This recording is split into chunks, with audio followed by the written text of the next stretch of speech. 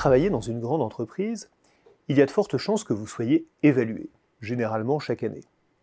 Cette évaluation porte bien sûr d'abord sur votre performance.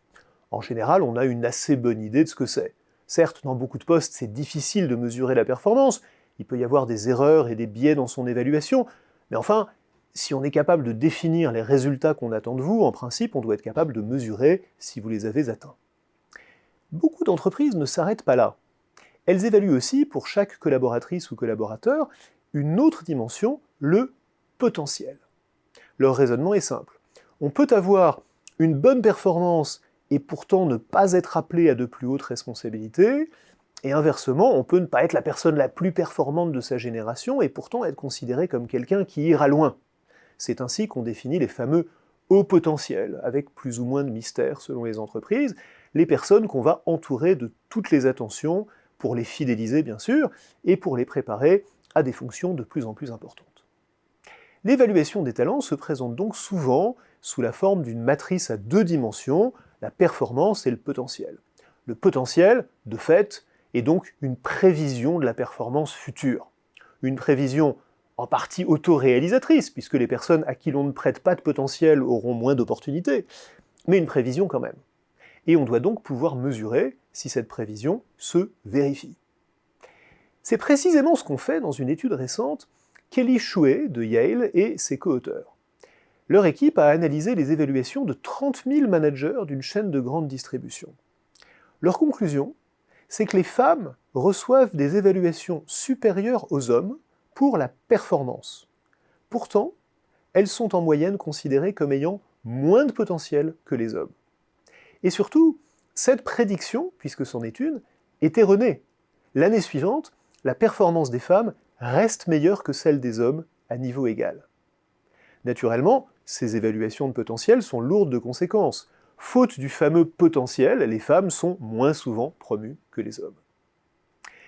La raison de cette injustice n'est malheureusement pas très mystérieuse. Les personnes qui réalisent des évaluations de potentiel se demandent, en substance, est-ce que je peux imaginer cette personne dans le poste supérieur ? Il est d'autant plus facile de répondre positivement à cette question que la personne dont on parle ressemble à celle qui occupe déjà ces fonctions plus élevées. Si les managers du niveau supérieur sont majoritairement des hommes, il est donc plus facile d'imaginer un homme à leur place. En d'autres termes, la mesure de performance, parce qu'elle est relativement objective, n'est pas défavorable aux femmes, mais l'évaluation du potentiel, parce qu'elle est plus subjective, ouvre grand la porte aux stéréotypes de genre. Il est d'ailleurs intéressant de constater que ces stéréotypes sont largement partagés, y compris par les femmes. Au moins dans cette étude, quand l'évaluation est faite par une femme, on retrouve le même biais sexiste. Pour limiter les biais, il ne suffit donc pas, contrairement à une suggestion qu'on entend souvent, de s'assurer que les comités d'évaluation incluent des femmes. Le fond du problème, en réalité, ici comme sans doute dans beaucoup d'organisations, c'est que ce fameux potentiel est une chose trop vague, trop mal définie, trop subjective pour qu'on puisse l'évaluer d'une manière rigoureuse. La discrimination qu'on mesure ici n'est en fait que le symptôme d'un problème plus vaste. Le potentiel est très incertain, son appréciation très variable, et le biais sexiste, qui est incontestable, n'est que la partie émergée d'un iceberg d'erreurs de jugement. Il y a sans doute aussi des tas de personnes dont le potentiel est sous-évalué et d'autres dont le potentiel est surévalué, indépendamment de leur genre, parce qu'elles ressemblent ou pas à l'idée qu'un évaluateur donné à un moment donné se fait du poste suivant dans lequel ce fameux potentiel devrait s'exprimer. Alors, on pourrait être tenté de renoncer tout simplement à évaluer le potentiel.